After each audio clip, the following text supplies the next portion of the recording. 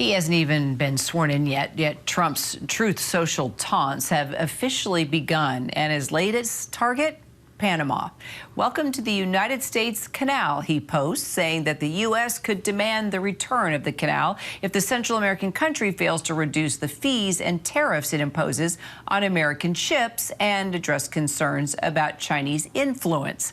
Just to give you a little background, around 14,000 ships reportedly pass through the Panama Canal each year. The U.S. first opened the narrow route back in 1914, allowing cargo vessels to travel between the American continents rather than having to circumnavigate them. And that reduced transit times, but control of the canal was the transfer from the U.S. to Panama in 1999 as a result of a treaty in 1979 under President Jimmy Carter, which Trump said was foolish. Now he's making a promise to push the sovereign country to hand over its territory, making this bold claim in front of the audience at the Turning Point USA conference. Take a listen. It was given to Panama and to the people of Panama, but it has provisions. You got to treat us fairly, and they haven't treated us fairly. If the principles, both moral and legal, of this magnanimous gesture of giving are not followed, then we will demand that the Panama Canal be returned to the United States of America in full, quickly, and without question. Senior White House correspondent Selena Wang now joins us for more on this. So, Selena, Trump has made some pretty big promises and vows, but does he really have the ability to regain U.S. control over the canal?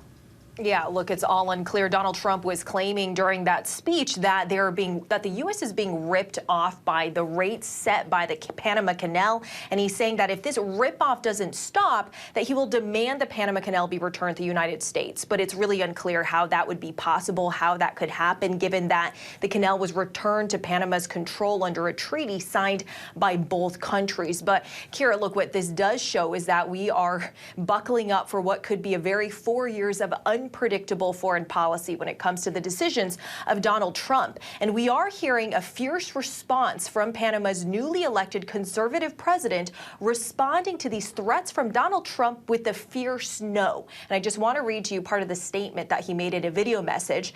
The Panamanian president saying, quote, "Every square meter of the Panama Canal and its adjacent zone is Panama's, and it will remain so. Any contrary position has no validity or support on the face of this earth." Panama's president also defended the country's transit rates, saying that these rates are set transparently, that they are not ripping off shippers, and that they are based on market conditions, and these rates are necessary to keep the canal operational. Yeah, of course, Trump going back at the president saying, yeah, we'll see about that. He's not giving in at all. It should be interesting to see what happens between these two leaders. Well, at the same conference, Trump also spoke about his billionaire sidekick of sorts, Elon Musk, saying that Musk is not taking the presidency. Take a listen. And no, he's not taking the presidency. I like having smart people. You know, they're on a new kick. Russia, Russia, Russia, Ukraine, Ukraine, Ukraine, all the different hoaxes. And the new one is, President Trump has ceded the presidency to Elon Musk.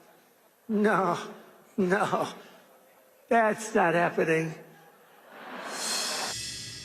It's kind of interesting because there have been a lot of folks out there putting out some images depicting Elon Musk sitting at the desk in the Oval, among other images that are actually quite humorous. Why do you think he had to make that point clear? I wonder if we're already seeing a little war of egos or maybe even a little jealousy on behalf of the president.